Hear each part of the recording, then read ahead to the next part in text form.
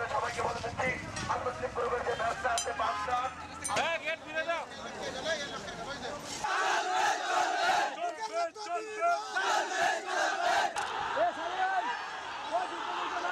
ওরা চায় যাতে ফ্যাক্টরি চলুক।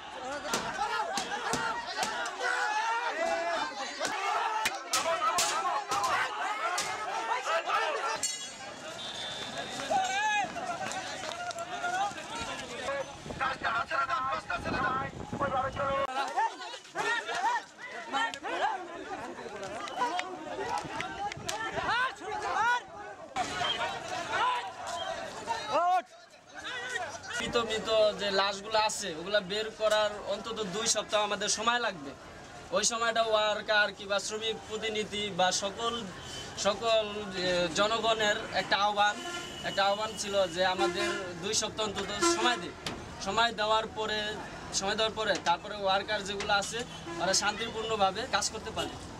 এটাই ছিল আমাদের বক্তব্য।